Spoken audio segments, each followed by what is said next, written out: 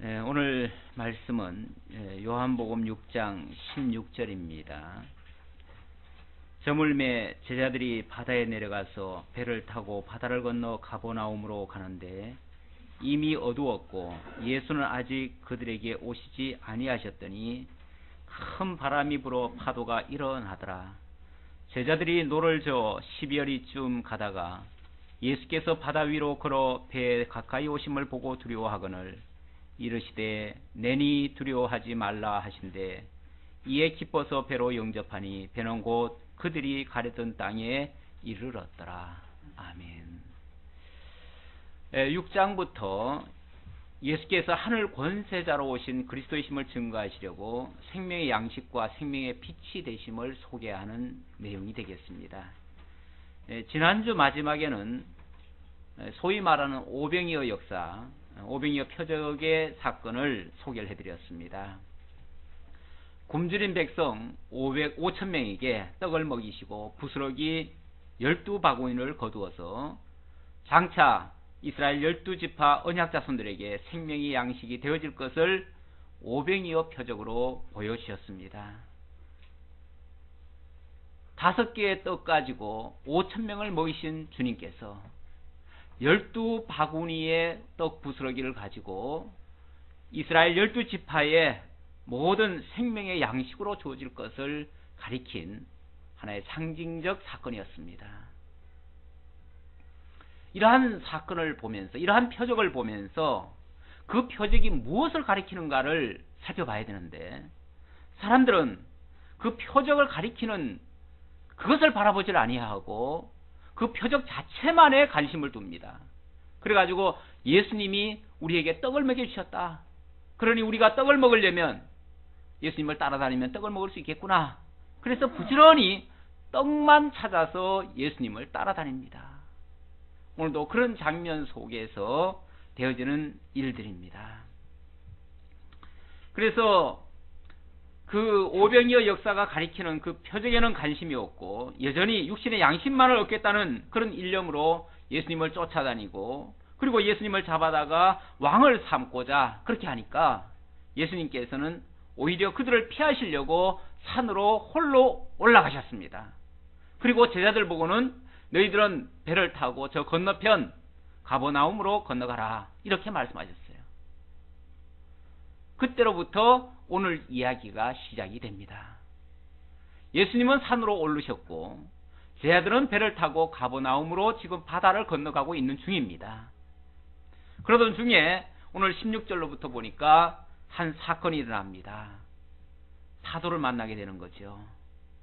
저물매 제자들이 바다에 내려가서 배를 타고 바다를 건너 가버나움으로 가는데 이미 어두웠고 예수는 아직 그들에게 오시지 아니하셨더니 큰 바람이 불어 파도가 일어나더라. 배를 타고 가는데 갑자기 태풍이 불기 시작한 겁니다. 그런데 예수님은 없어요. 큰 문제에 부닥친 겁니다. 예수님이라도 곁에 있으면 이 문제가 쉽게 해결될 텐데 예수님은 없고 날은 저물었고 태풍은 만났고 도무지 헤쳐갈 능력은 없고 큰일 났습니다. 이렇게 되었을 때 제자들이 노를 저어 10여리쯤 가다가 예수께서 바다 위로 걸어 배에 가까이 오심을 보고 두려워하거늘 그들이 안간 힘을 다 써서 배를 막 저어서 빨리 가버나움으로 가려고 애를 쓰고 있는 중입니다. 그런데 잘 안 됩니다. 태풍이 부는데 어떻게 가겠습니까? 그런데 저만큼 한 사람이 걸어오고 있어요. 깜짝 놀랐지요? 처음에는 유령인가 해가지고 이 사건이 다른 데도 있어요. 있는데 보면 거기서 보면 유령이다 그래요. 유령인 줄 알고 막 두려워서 떱니다. 그럴 때 예수님께서 내니 두려워 말라 이렇게 말씀하십니다. 예수님의 음성이 들려오고 또 본문에는 그렇게 자세히 언급이 안 돼 있지만 다른 데 보면은 예수님이 그 바다와 파도를 꾸짖으셨다는 말씀이 있습니다. 그리고 그 바다와 파도는 잠잠해집니다. 그리고 그 배는 원하던 그곳으로 안전하게 가게 되어집니다. 왜 오병이어 사건 이후에 갑자기 이 사건이 일어날 것인가? 이에 기뻐서 배로 영접하니 배는 곧 그들이 가려던 땅에 이르렀더라. 배는 이제 무사히 도착하게 되었는데 바람과 파도가 예수 앞에서 잠잠해진 것은 마치 종이 주인에게 순복하듯 만물이 자기들을 창조한 창조주 앞에서 순종한 모습입니다. 왜 이 모습을 보여주셨냐면 지금 우리가 배우고 있는 이 장면의 그 주제가 바로 권세를 가지신 예수님입니다. 예수님이 생명의 양식과 생명의 떡으로 그리고 생명의 빛으로 우리에게 오셨어요. 그러한 생명을 주시는 그런 권세를 가지고 이 땅에 오신 분이십니다. 바로 그리스도에게 만물을 주관하시는 권세가 있음을 증거하시려고 바로 이런 사건을 주신 것입니다. 그러니까 이거는 그 본질을 설명하기 위한 과정적인 설명이다, 이렇게 이해하시면 됩니다. 이거 자체가 목적은 아니에요. 지금 주시려고 하는 것은 생명의 양식, 생명의 떡, 더 구체적으로는 생명의 떡을 이야기하려는 거예요. 그리고 오병이어 사건에서 이미 생명의 떡을 표적으로 보여주셨어요. 그런데 그것을 사람들은 아직까지 그 의미를 몰라요. 모르고 떡을 주는 거, 떡만 얻어 먹겠다고 그 일념으로 계속 쫓아오는 거예요. 자, 그리고 22절부터 떡을 쏜 무리들에게 예수님이 영생하도록 있는 양식을 위해서 일하라고 그렇게 말씀하시는 장면입니다. 이튿날 바다 건너편에 서 있던 무리가 배 한 척 외에 다른 배가 거기 없는 것과 또 어제 예수께서 제자들과 함께 그 배에 오르지 아니하시고 제자들만 가는 것을 보았더니, 그러나 티베리아에서 배들이 주께서 축사하신 후 여럿이 떡 먹던 그곳에 가까이 왔더라. 무슨 얘기냐면 그 이튿날이 됐어요. 이튿날 예수님을 따라다니던 사람들, 열성파들입니다. 뭐 때문에 그렇게 열성파가 됐습니까? 떡 먹고 배부른 까닭에 그렇게 열성파가 됐습니다. 어제 떡 5개 가지고 5,000명을 먹이는 사건을 자기들 눈으로 직접 봤습니다. 그걸 보고 나서 그들이 집으로 돌아가는 것이 아니라 내일도 또 얻어먹겠다고 거기에 다 남았습니다. 그런데 예수님은 이미 산으로 올라가셨고 제자들은 배를 타고 가버나움으로 가셨어요. 그것을 어제 그 사람들이 다 봤습니다. 제자들은 비록 배를 타고 건너편으로 갔지만 예수님은 아직 이곳에 있다. 산으로 올라가시는 거 봤으니까. 예수님은 배를 타고 간 적이 없어요. 배도 아직 예수님 태운 배는 없고요. 그러니까 거기에 지금 예수님이 분명히 있을 것이다 라고 생각을 해서 그들이 예수님을 열심히 찾아다닙니다. 그런데 찾다가 못 찾았어요. 그런데 마침 어제 배를 태워가지고 제자들을 태우고 갔던 그 배가 다시 되돌아왔어요. 이제 그런 이야기입니다. 24절. 무리가 거기에 예수도 안 계시고 제자들도 없음을 보고 곧 배들을 타고 예수를 찾으러 가버나움으로 가서 바다 건너편에서 만나 랍비여 언제 여기 오셨나이까 하니, 그들이 분명히 어제 간 사람들은 제자들밖에 없고, 근데 제자들이 갔다가 다시 그 배를 타고 올려라 했더니 그 배는 빈 배예요. 그러니 제자들도 안 와요. 근데 예수님도 없어요. 아무리 찾아봐도 없어요. 그러니까 어떻게 된 건가? 그럼 제자들이라도 만나러 가야 되겠다 해가지고 그 배를 타고 다시 제자들 만나러 간다 그 말이죠. 이렇게 열성파예요. 정말 믿음으로 이렇게 열심히 있으면 얼마나 좋겠어요. 근데 그들이 가지고 있는 믿음은 지금 떡을 해준다, 예수님이 떡을 주신다, 거기에 지금 온통 관심을 갖고 있습니다. 자, 그러면서 건너편으로 자기네들이 배를 타고 가보니까 거기에 벌써 예수님이 와 있는 거예요. 분명히 어제 배를 타고 간 사람들은 제자들밖에 없었는데, 그리고 제자들은 오지 않았고, 그런데 어떻게 예수님이 여기 와 있을 수 있는가? 그래서 그들이 그게 궁금한 거예요. 그래서 물어봐요. 랍비여 언제 여기 오셨나이까 하니 예수께서 대답하여 이르시되, 사실은 그게 뭐 그렇게 대단한 일입니까? 예수님 쫓아다니는 이유가 뭡니까 지금? 예수님께서 말씀하시기를 내가 진실로 진실로 너희에게 이르노니 너희가 나를 찾는 것은 표적을 본 까닭이 아니요 떡을 먹고 배부른 까닭이로다. 표적을 보고 이분이 우리들에게 영원한 생명의 양식을 주시는 분이시구나, 12바구니를 거두는 것을 보고 이분이 이제 이스라엘 12지파에게 이 양식을 주실 분이시구나 라는 것을 깨달으면 얼마나 좋겠어요. 근데 그거는 못 깨닫고 이분만 따라다니면 밥을 줄 것이다, 이분만 따라다니면 먹거리는 걱정 없겠다, 이런 생각으로 지금 따라다니고 있으니 예수님께서 그 부분을 지금 지적하시는 거예요. 너희가 나를 찾은 것은, 이렇게 열심을 품고 이렇게 쫓는 것은 정말 내가 그리스도인 줄, 내가 영생의 주이신 줄 알고 생명의 양식을 주시는 주인 줄 알고 따른 것이 아니라 떡을 먹고 배부른 까닭에 나를 따른 것이다. 정말 나를 따르려면은 내가 생명의 주이심을 알고 영생하도록 있는 그 양식을 얻기 위해서 나를 따라야 된다, 이렇게 하시는 말씀이에요. 그래서 27절 썩을 양식을 위하여 일하지 말고 영생하도록 있는 양식을 위하여 하라. 이 양식은 인자가 너희에게 주리니 인자는 아버지 하나님께서 인치신 자니라. 아버지 하나님으로부터 인침을 받고 온 자다. 그분의 뜻에 따라서 영원한 계획 속에 있던 그 그리스도로서 온 것이다. 너에게 영원한 생명을 주기 위해서 온 자다.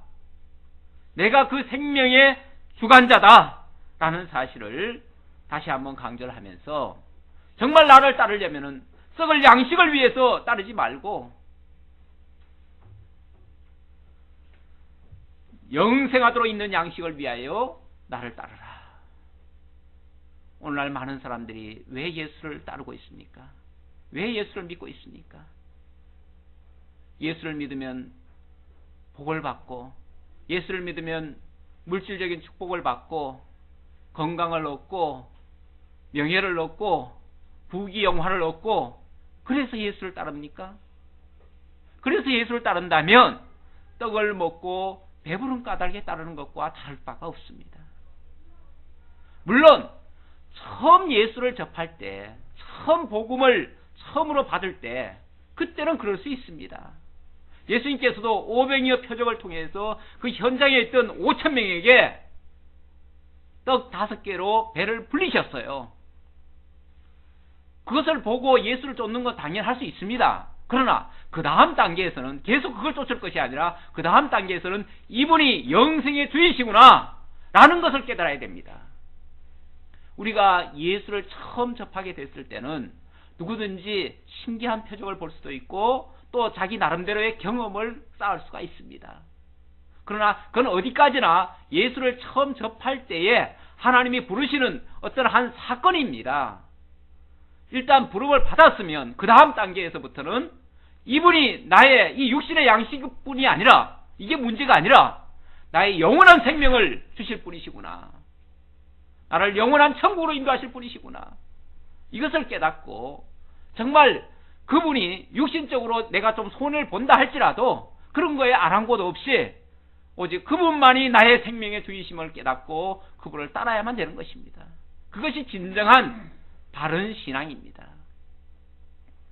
그런데 많은 사람들이 여전히 예수를 믿으면서도 관심사는 여전히 먹거리에 관심을 두고 있고 육체에만 관심을 두고 있고, 그런데 그것을 예수님은 지금 표현을 뭐라고 얘기를 하시냐면 썩을 양식을 위하여라, 이렇게 지금 표현을 하고 있습니다.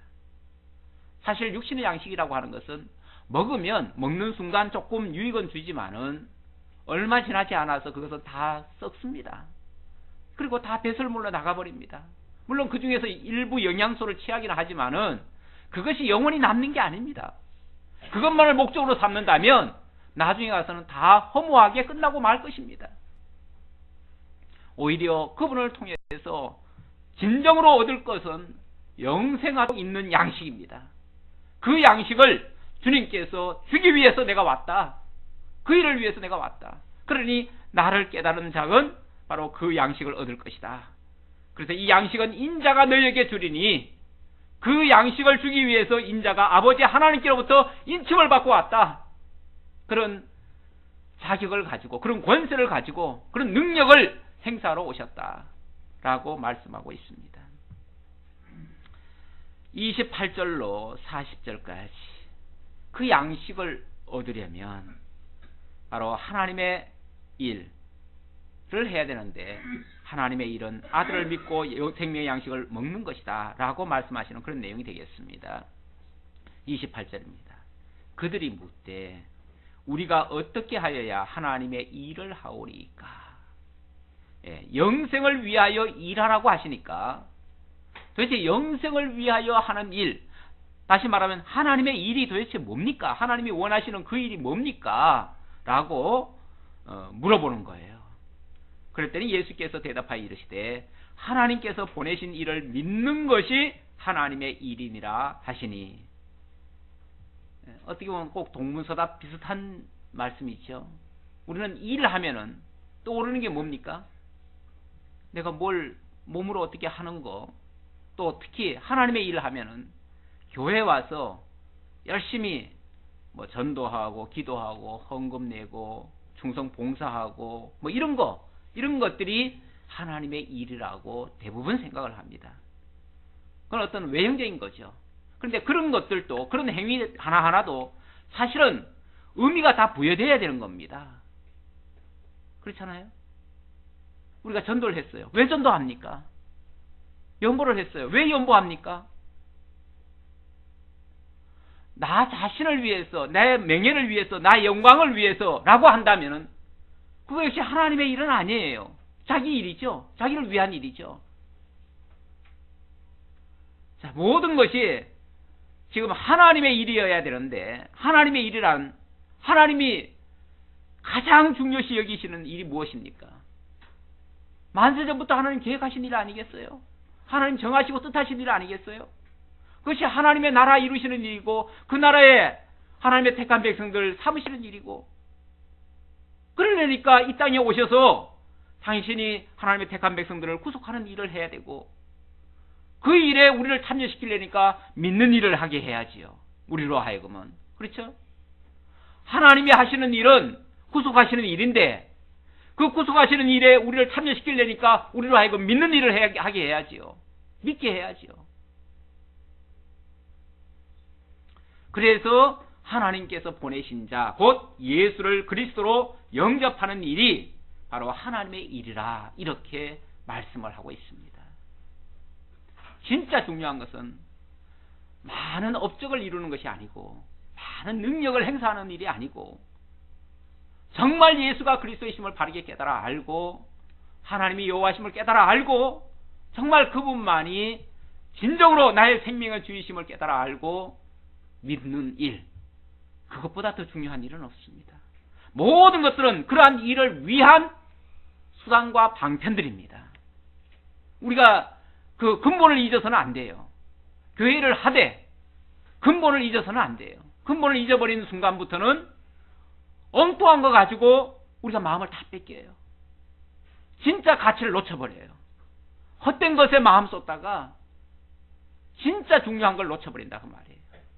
진짜 중요한 것은 하나님의 일이고, 그 하나님의 일은 예수를, 하나님의 보내신 이 예수를 믿는 일인데, 그 일을 우리가 놓쳐버리는 경우가 많아요. 어찌 보면 가장 기본적인 건데, 우리가 교회에 온 이유가 예수 믿기 위해서인데 정작 와가지고 하나님의 일을 한답시고 하다가 예수를 놓쳐버리는 그런 경우가 얼마나 많은지 몰라요. 자, 그래서 30절 다시 묻습니다. 하나님의 일은 곧 예수를 믿는 일이라고 했는데, 예수를 믿으려니까 하나님의 보내신 자라고 하는 어떤 증거가 있어야죠. 그렇죠? 예수가 하나님의 보내신 자, 정말 그리스도라는 사실이 정확히 드러나야 자기네들이 믿을 텐데, 우리가 뭘 보고 그걸 믿겠습니까? 이런 뜻으로 얘기하는 거예요. 30절입니다. 그들이 묻되 그러면 우리가 보고 당신을 믿도록 행하시는 표적이 무엇이니까? 하시는 일이 무엇이니까? 사실은 앞에서 다 보여줬죠. 오병이의 표적도 그거고요. 물론 뭐 그들이 직접 눈으로는 안 봤지만은 바다와 파도도 잠잠케 하신 일도 맨 그 역사예요. 하늘에서 오셨다고 하는, 하나님이 보내신 특별한 권세, 생명의 구주이심을 보여주신 사건인데도 그들은 그런 표적을 보고 표적이 가리키는 의미를 모르고 있어요. 자, 그러면서 다시 물으니까 예수님께서 그렇게 대답을 하십니다. 기록된 바 하늘에서 그들에게 떡을 주어 먹게 하였다 함과 같이 우리 조상들은 광야에서 만나를 먹었나이다. 예수께서 이르시되, 이 질문은 예수님의 답변이 아니라 그들이 말을 한 겁니다. 우리 조상들은 과거에 광야에서 만나를 먹여주어서 그래서 모세를 믿고 따랐습니다. 그런데 당신은 우리가 뭘 보고 믿고 따르겠습니까? 이런 뜻이죠. 당신도 무슨 하늘에서 만나 같은 걸 내려주실 겁니까? 이런 뜻의 질문이에요. 그랬더니 예수께서 이르시되 내가 진실로 진실로 너희에게 이르노니 모세가 너희에게 하늘로부터 떡을 준 것이 아니라 내 아버지께서 너희에게 하늘로부터 참떡을 주시나니. 이스라엘 백성들은 모세를 대단히 위대한 인물로 인정하고 있잖아요. 모세는 곧 하나님과 방불한, 그러니까 하나님은 아니지만 하나님의 어떤 권세를 가지고 자기들에게 명한 자라고 생각해가지고 그래서 모세의 율법을 하나님이 직접 명하신 그런 말씀으로 받아들이고 그걸 믿고 따르고 있거든요. 그런 것처럼 당신이 우리에게 모세만큼 그렇게 믿을 만한 증거를 주실 수 있습니까? 모세는 하늘에서 떡이라도 내려줬는데 당신은 내려줄 수 있습니까? 라고 지금 물은 거죠. 그랬더니 예수님의 답변은 모세가 떡을 내려준 게 아니고 누가 내려줬어요? 하나님이 모세를 따르라고 모세 앞에다가 펼쳐놓으신 거죠. 결국 모세를 통해서 하나님이 율법도 주시고 하늘에서 만나도 내려주셨는데 그것은 하나님이 내리신 거지 모세가 준 게 아니었다 그 말이죠. 자, 그러면서 마찬가지로 내 아버지께서 너희에게 하늘로부터 참떡을 주시나니. 그때 광야에서 모세를 통해 하늘 만나를 내리신 것처럼 지금도 역시 하나님께서는 너희들에게 참떡을 하늘로부터 내려주실 것이다. 그 참떡이라고 하니까 그들은 또 무슨 느낌을 갖겠어요? 만나 같은 그런 먹거리가 지금도 또 내려올려나 이런 또 기대하는지 몰라요. 하늘로부터 참떡을 내려준다고 하니까 주시나니 하나님의 떡은 하늘에서 내려 세상에 생명을 주는 것이니라. 그런데 예수님의 말씀에는 그 떡이 바로 이 세상에 내려서 세상에 생명을 주는 것이다. 죽은 자들을 살리는 역사가 일어날 것이다. 이런 뜻으로 얘기를 하신 거예요. 구속의 역사를 얘기한 거예요.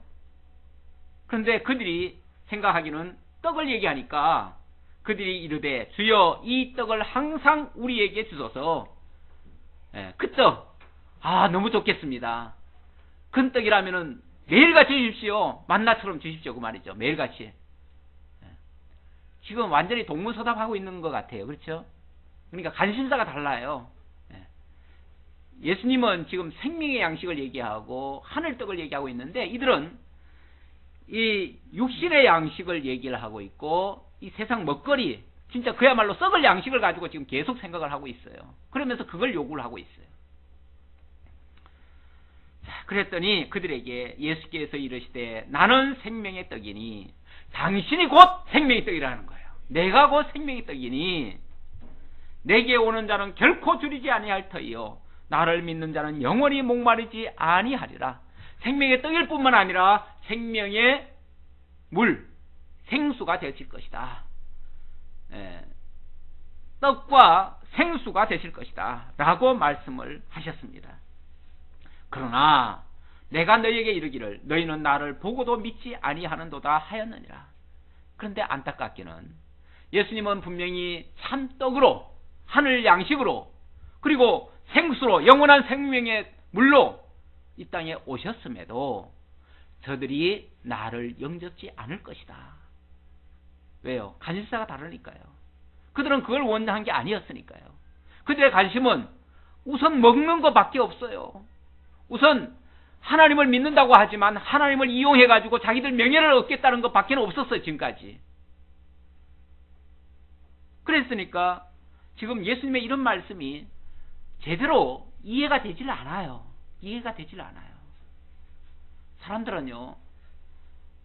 사람들이 그 듣는 것이 희한하더라고요. 듣는 것이 전부 다 자기 주관대로 들어요. 자기 생각대로, 자기 아는 대로 들어요. 제가 지난 주간에 저 울진을 갔다 왔잖아요. 우리 동서가 장로 피택이 돼가지고, 장로 이제 그 장로가 됐어요. 그래서 이제 제가 축하하러 갔는데, 거기 갔더니 그런 얘기를 하더라고요. 그 목사님이 식을 하다가 울컥하셔요. 울으시려고 그래요. 그러면서 한동안 이야기를 못 하셔요. 그러니까 왜 그러냐 그랬더니, 얼마 전에 큰 사단이 있었대요. 사단이 있었는데, 목사님은 선교 갔다 와가지고 설교를 했대요. 무슨 설교를 했냐면은, 선교를 하는데 눈물 없이 선교하는 것은 선교가 아닙니다. 이런 식으로 얘기를 했대요.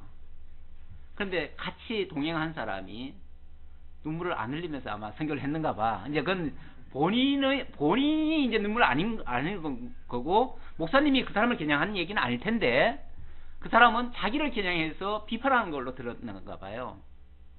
분명히 같이 따라다니면서 목사님한테 잘해드리고 그리고 왔는데 눈물 없이 선교하는 것은 선교가 아니라고 하니까, 예배 끝나고 나서 목사님 멱살을 잡고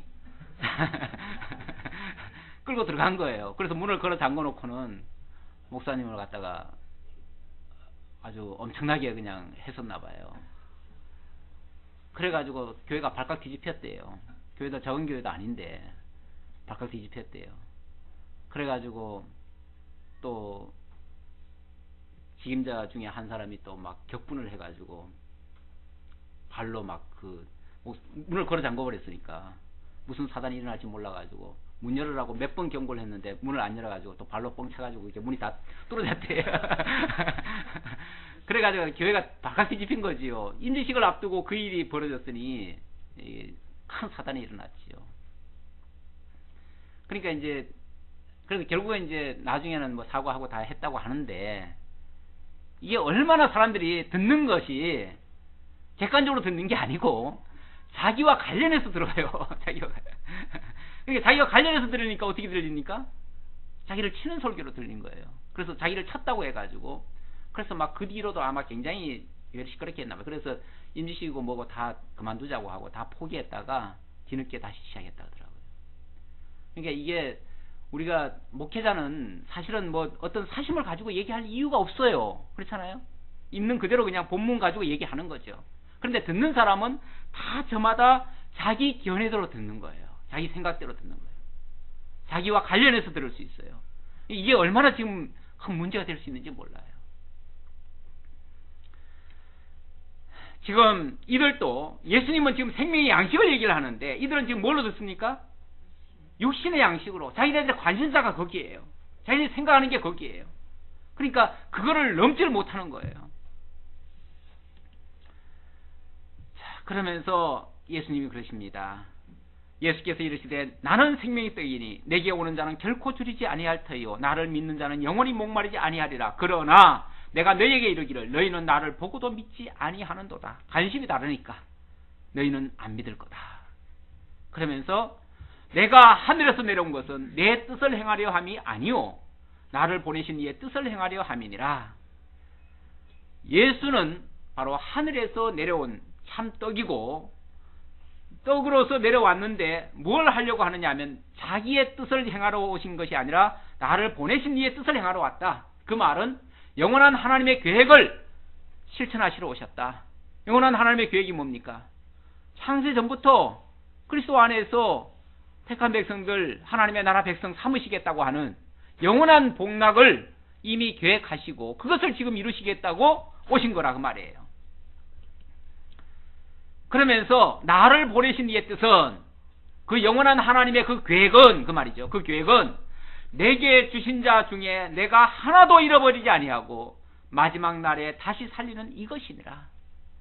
예수님이 와서 하실 일, 하나님의 영원한 계획 속에 있던 자들 한 사람도 놓치지 아니하고 그들을 다 구원하시고 그들을 다시는 잃어버리지 아니하고 그들을 지켜주시는 일, 그리고 하나님 나라 백성으로 삼으시는 일, 이것이 하나님의 뜻이다. 나를 보내신 이의 뜻이고 그것이 예수님이 하실 일이다 그 말이에요.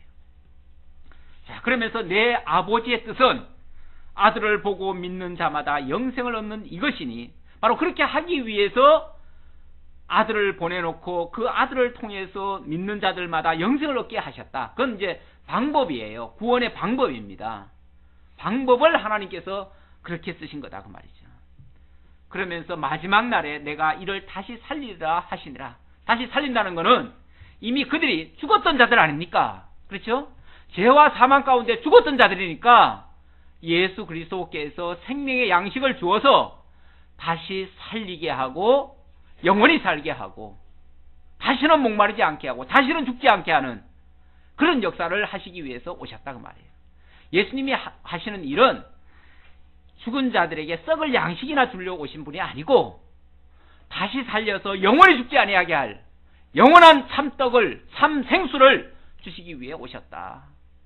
이게 예수님이 이 땅에 오셔서 하실 유일한 일이고 가장 큰 일입니다. 자, 이 일을 하시기 위해서 오셨다라고 이렇게 설명을 해주셨습니다. 그리고 41절로 51절 자, 이렇게 말을 하니까 지금 이 말이 알아들을까요? 못 알아들을까요? 알아듣지를 못해요. 알아듣지를 못해요. 왜요? 첫째는 구원받을 백성이 아니면 못 알아듣겠죠. 그렇죠? 예. 주의 백성이 아니면 못 알아들어요. 자, 41절 자기가 하늘에서 내려온 떡이라 하심으로 유대인들이 예수에 대하여 수군거려. 왜 수군거립니까?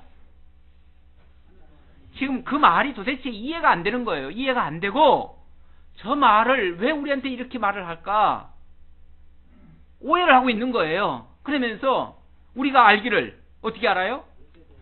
예, 이르되 이는 요셉의 아들 예수가 아니냐. 그 부모를 우리가 아는데 그 부모를 우리가 알고 있는데 그 근본을 우리가 알고 있는데 그러나 그 근본을 제대로 알고 있는 겁니까? 표면적으로 알고 있는 거죠. 예수가 요셉의 아들이라고 하는 것은 이게 생물학적으로도 안 맞습니다. 그렇죠? 요셉의 아들입니까?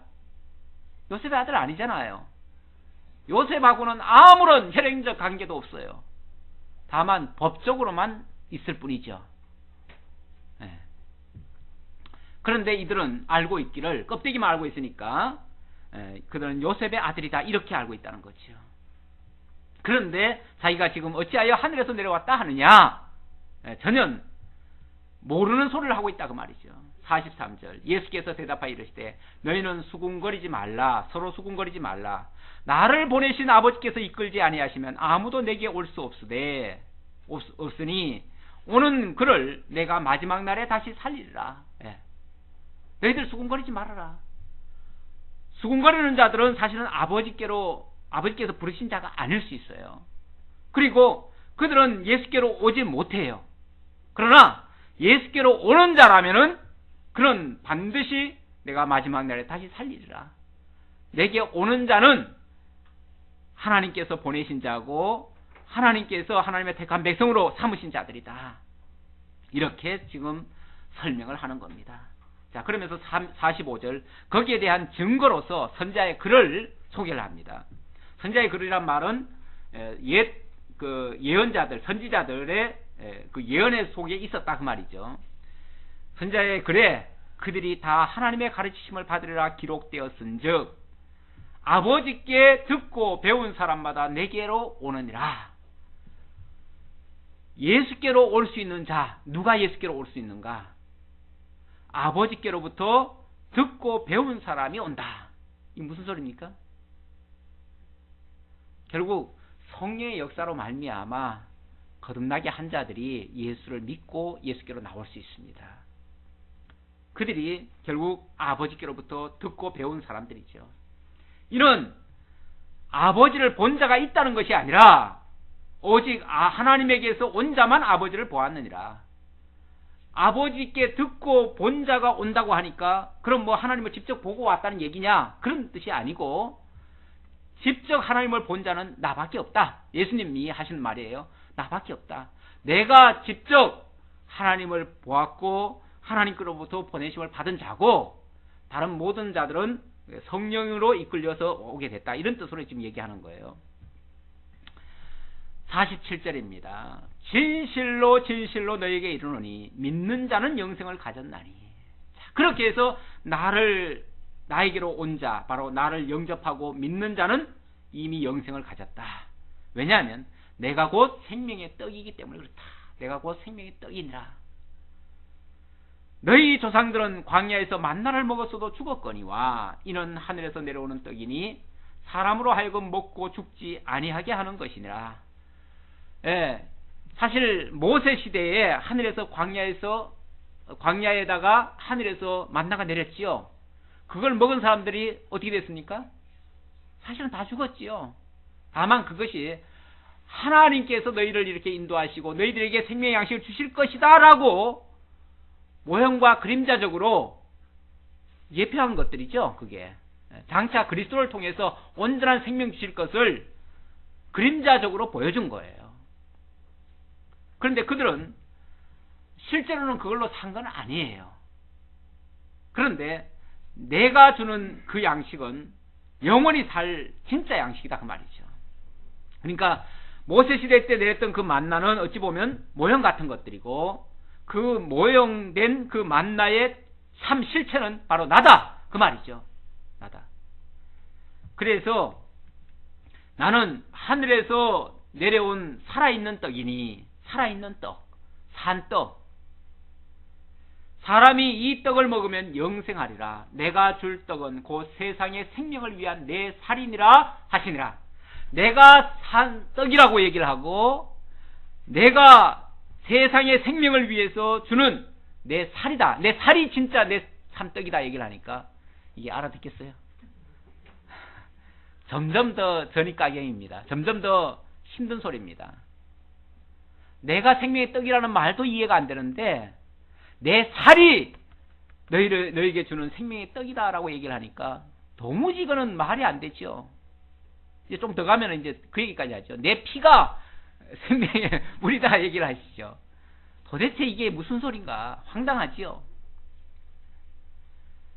그래서 52절 좀 더 그래서 막 난리가 났습니다. 이제 그 소리를 듣고 막 시끄럽게 이제 소란이 일어나요. 52절 보세요. 그러므로 유대인들이 서로 다투어 이르되 이 사람이 어찌 능히 자기 살을 우리에게 주어 먹게 하겠느냐. 자기 살이 참떡이라고 하니까 참떡이면 어떻게 해야 돼요? 우리 먹게 하려면은 그 살 비워다가 우리 줘야 될 거 아니에요. 그러니까 이게 도대체 무슨 말이냐. 유대인들이 그래서 막 그것 때문에 시끄러워졌어요. 도대체 이 사람이 진짜 자기 살을 비워다가 우리한테 준다는 얘기냐? 어떻게 그렇게 할 수가 있겠느냐? 말도 안 되는 소리다. 거짓말이다. 이런 식으로 이제 듣겠지요.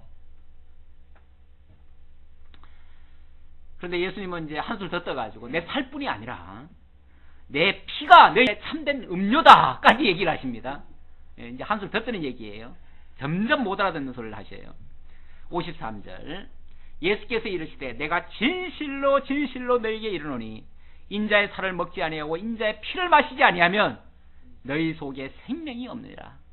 살뿐 아니라 피까지 마셔야 된대요. 엄청난 얘기죠. 사실 이 말을 이해할 사람이 그렇게 많지 않습니다. 제 아들도 처음에는 그 오해를 많이 했고요. 나중에는 이 말씀 때문에 사실은 성찬이라는 게 생겼잖아요.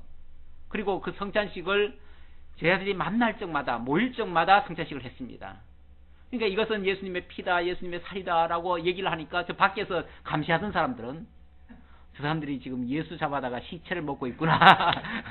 그래서 막 저 사람들은 식인종들이다 해가지고 예수 믿는 사람들 핍박하는 하나의 핍박의 근거로 삼은 적이 있습니다. 교회사에 보면 그런 게 있습니다. 그렇게까지 오해를 했지요. 저 사람들은 완전히 사람 잡아놓고 사람들 살과 피를 뜯어먹는 사람들이다. 이렇게 정말 못 알아듣는 말을 계속 지금 하고 있습니다. 54절 내 살을 먹고 내 피를 마시는 자는 영생을 가졌고 마지막 날에 내가 그를 다시 살리리니 내 살은 참된 양식이요 내 피는 참된 음료로다. 사실 지금도 이 말을 하면은 알아들을 사람이 많지 않을 것 같아요. 그런데 이제 우리는 이제 성찬을 하면서 이 말씀의 의미를 좀 새김질 하죠. 예수님이 살과 피를 우리에게 주신다는 말은 곧 무슨 뜻이에요? 예수님이 십자가에 당신의 살이 찢기시고 당신의 피를 흘리심으로 우리의 죄값을 대신 치러주신다. 그 뜻이죠. 그걸 우리로 하여금 믿는 것이 먹는 것이라 그 말이에요. 믿는 것이 먹는 것이에요. 예수를 영접하는 것이 믿는 것이고, 그렇죠? 네, 그 얘기인데 우리는 이제 이해가 좀 되는데, 그런 어떤 선 지식이 없는 상태에서 이 말을 들으니까 이해가 안 되죠. 그러니까 지금 난리가 났어요, 유대인들 사이에. 지금 예수님 따라다니면 무슨 먹거리 생길 줄 알고 따라왔는데, 먹거리를 준다는 게 그냥 자기 살을 먹고 자기 피를 마시라고 하니까 질겁을 하는 거죠. 그래서 결국은 다 도망갑니다. 다 도망가요. 자, 좀 더 봅시다. 내 살을 먹고 내 피를 마시는 자는 내 안에 거하고 나도 그의 안에 거하나니 살아계신 아버지께서 나를 보내심에 내가 아버지로 말미암아 사는 것 같이 나를 먹는 그 사람도 나로 말미암아 살리라. 이것은 하늘에서 내려온 떡이니 조상들이 먹고도 죽은 그것과 같지 아니하여 이 떡을 먹는 자는 영원히 살리라. 이 말씀은 예수께서 가버나움 회당에서 가르치실 때에 하셨느니라. 지금 가버나움에 와 있기 때문에 가버나움에서 그 말을 하신 것이다, 그 말이죠. 그랬더니 제자들도 이해가 어려워요. 그래서 60절에 보니까 제자 중 여럿이 듣고 말하되 이 말씀은 어렵도다. 누가 들을 수 있느냐 한데 어렵도다. 제자들은 그동안 그래도 제법 따라다녔잖아요. 그래도 이 말씀은 도대체 이해가 하기가 힘들겠어요. 그런데 이 말을, 우리도 지금 못 알아듣는 말을 누가 지금 이거 이해하겠느냐, 저 많은 사람들이 어떻게 이해하겠느냐, 그렇게 지금 걱정을 하고 있어요. 그랬더니 예수께서 스스로 제자들에게 이 말씀에 대하여 수군거리시는 줄 알고 이르시되 이 말이 너희에게 걸림이 되느냐? 너희에게 걸림이 되느냐? 우리가 이해가 안 되면 걸림이 되죠. 제가 아까 예를 든 것도 그 사람으로서는 이해가 안 됐기 때문에 그 걸려버렸어요. 이 걸리는 게 굉장히 문제가 됩니다. 그러면 너희는 인자가 이전 있던 곳으로 올라가는 것을 본다면 어떻게 하겠느냐? 이거 가지고 걸린다면, 지금 예수님 내 살과 내 피 마시라 하는 소리 때문에 걸린다면 내가 이전 곳으로 올라가면 어떻게 되겠느냐? 그건 더 놀라운 사건 아닙니까? 이런 정도 가지고 놀리고 걸리면은 예수님 앞으로 더 큰 일이 일어나면은 더 많이 걸리지 않겠어요? 그건 어떻게 이해하겠어요? 이런 뜻으로 이제 얘기하는 거죠. 살리는 것은 영이니 육은 무익하니라. 그러면서 이제 설명을 해줍니다. 설명을 해주는 말이 뭐냐면, 진짜 살린다고 하는 것은 이 육을 살린다는 게 아니고, 내가 지금 먹거리 준다고 해도 육의 양식 준다는 말이 아니고, 살을 준다고 해도 진짜 살을 먹으라는, 이 살 먹으라는 얘기가 아니고 그 말이에요. 왜요? 살리는 것은 육이 아니라 영이기 때문에. 지금 내가 너희에게 말하는 것이 육에 관한 말을 하는 게 아니고 영에 관한 말을 하는 것이기 때문에 그렇다고 말해요. 그러면서 육은 무익하니라. 무익한 그 썩을 양식을 위해서 내가 왜 그 얘기를 하겠느냐 그 말이죠. 썩을 몸을 위해서 내가 지금 너희들에게 해주는 말이 아니다 그 말이죠. 그러면서 내가 너희에게 이런 말은 영이요 생명이라. 내가 지금 너한테 지금 말을 해주는 거는 이 육체를 위해서 먹거리 양식 주려는 얘기가 하는 게 아니고, 너희들의 죽었던 영을 살리고 너에게 영원한 생명을 주려고 하는 그런 말이다. 그러니까 이거는 영에 관한 말씀이고 영에게 합당한 이야기다. 그러니까 오해하지 말라 그 말이죠. 걸리지 말아라 그 말이죠. 그러나 너희 중에 믿지 아니하는 자들이 있느니라 하시니, 이는 예수께서 믿지 아니하는 자들이 누구며 자기를 팔자가 누구인지 처음부터 아심이로라. 자, 제자들이 지금 제자들도 이해가 안 됐다고 그랬잖아요. 사실은 많은 사람들이 떠나갑니다. 떠나가는 장면은 이제 그 뒤에 나오는데 66절에 보면은 그때부터 그의 제자 중에서 많은 사람이 떠나가고 다시 그와 함께 다니지 아니하더라. 사실 예수님의 이런 말씀을 이해할 사람이 많지 않지요. 당연히. 그러니까 많은 사람이 다 떠나갔습니다. 그러니까 예수님도 그런 식으로 얘기를 하시는 거예요. 너희도 떠나갈 거냐 이런 식으로 이제 얘기를 하시기도 하고, 그리고 실제로 제자들 중에서도 다 떠나가는데 그 중에서도 여기 지금 남아있는 결국 다 떠나가고 12사람만 남았습니다. 12사람 남았는데 그 중에서도 예수님 뭐라고 그러냐면은 이 중에서도 나를 팔 자가 있을 것이다 이런 말을 하는 거예요. 그 사람 누구겠어요? 가룟 유다지요. 가룟 유다가 있을 것이다 라고 지금 말하려고 지금 이 얘기를 하는 거예요. 이는 예수께서 믿지 아니하는 자들이 누구며 자기를 팔 자가 누구인지 처음부터 아심이라. 처음부터 알면서도 12제자를 데리고 있는 거예요. 그 팔자까지 데리고 있는 거예요.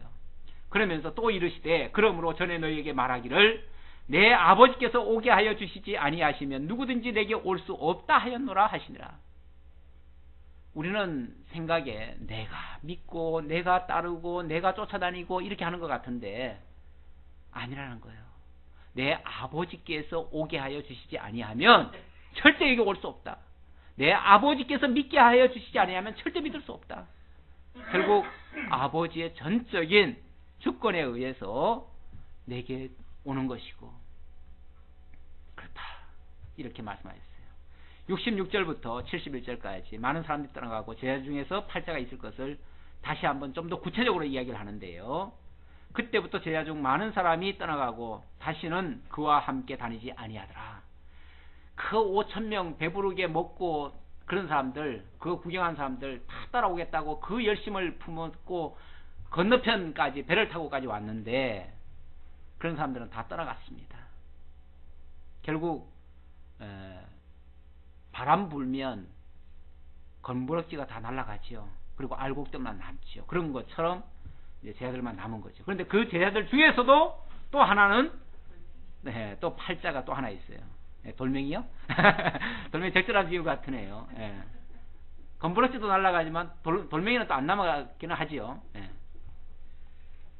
예수께서 12제자에게 이르시되 너희도 가려느냐? 너희는 왜 안 가고 있냐 그 말이죠. 사실 제자들도 지금 이해가 안 됐잖아요. 잘 이해가 안 됐으니까 어쩌면 갈 수도 있어요. 그렇죠? 갈 수도 있는데 시몬 베드로가 대답하되 주여 영생의 말씀이 여기 있사오니 우리가 누구에게로 가오리까? 참 유명한 말이긴 해요. 근데 제대로 알고 얘기했는지는 모르겠어요. 지금 앞에서 이해가 좀 잘 안 됐다고 하는데 정말 이해를 하고 한 말인지는 모르겠어요. 다만 지금까지의 경험에 비춰보면 예수님이 헛된 얘기는 안 하셨잖아요. 그렇죠? 그리고 정말 영생에 관한 말씀을 지금까지 해오셨죠. 천국 복음을 이야기하셨죠. 지금은 잘 이해가 안 될지라도 분명히 예수님은 틀림없는 그리스도라는 것은 인정을 하는 거죠. 지금 이 말은 좀 이해가 안 됐을지라도 그런 의미에서 시몬 베드로가 대답을 한 거죠. 그러면서 우리가 주는 하나님의 거룩하신 자인 줄 믿고 알았사옵나이다. 주의 거룩하신 자인 줄 믿고 알았사옵나이다. 주의 거룩하신 자는 바로 주께서 보내신 그리스도이심을 믿고 알았다. 이 말 때문에 우리가 아는 것이 우선이 아니라 먼저 믿어야 된다. 그래서 믿음을 강조하시는 경우도 있는데 사실 믿는다 안다는 것은 거의 동시적인 사건입니다. 믿어야 아느냐 알아야 믿느냐 이거 가지고 이제 논쟁할 때도 있는데 사실은 둘 다 동시적 사건이라고 볼 수 있어요.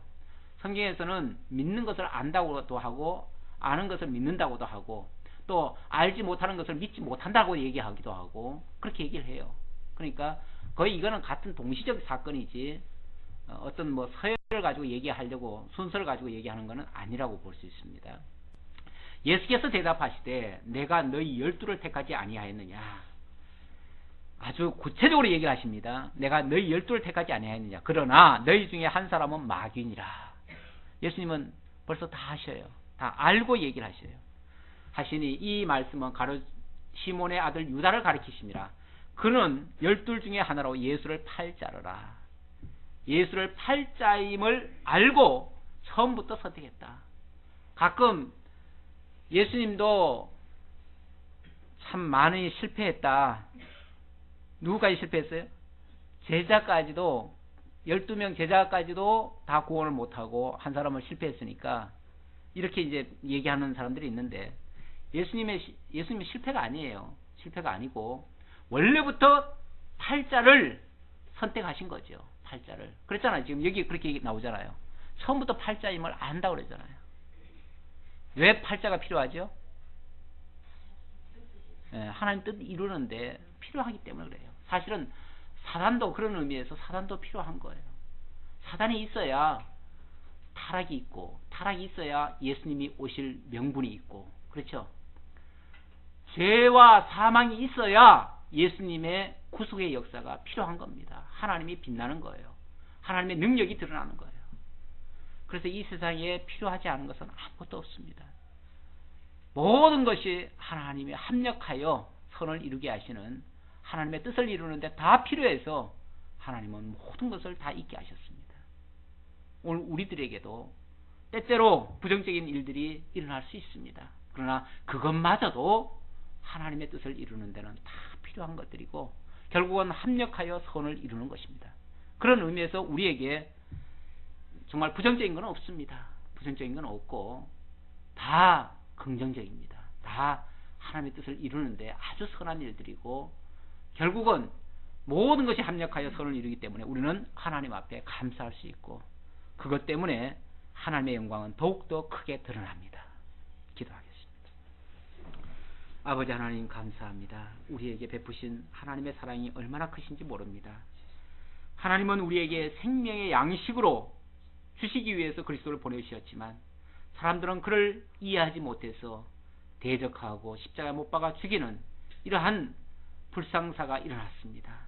아버지 하나님, 우리가 주의 말씀을 바르게 깨달아 알고 그분을 정말 나의 주로 바르게 영접할 수 있는 이러한 은총 주신 거 너무나 감사합니다. 세상에 수많은 인류가 있지만은 많은 사람들이 이해하지 못하는 이 그리스도를 우리들이 알게 되어지고 이렇게 되어진 것이 아버지께서 우리를 보내셨기 때문에 되어진 일이라는 사실을 오늘 말씀을 통해서 다시 한번 확인했습니다. 이런 어려운 일들을 통해서 오히려 하나님을 더욱 깨닫고 하나님의 은혜의 영광을 찬양할 수 있게 되었사오니 감사할 따름입니다. 또 우리에게 베푸신 은혜가 있어서 그 은혜를 따라 하나님의 선한 일에 쓰임받기도 하고 또 연보로 동참하기도 합니다. 하나님을 위해서 헌신하는 모든 일들이 주의 나라 확장하는 일에 더욱 귀히 쓰여지고 하나님이 더욱 영광 받으시기를 원하옵고 예수님의 이름으로 기도하옵나이다. 아멘.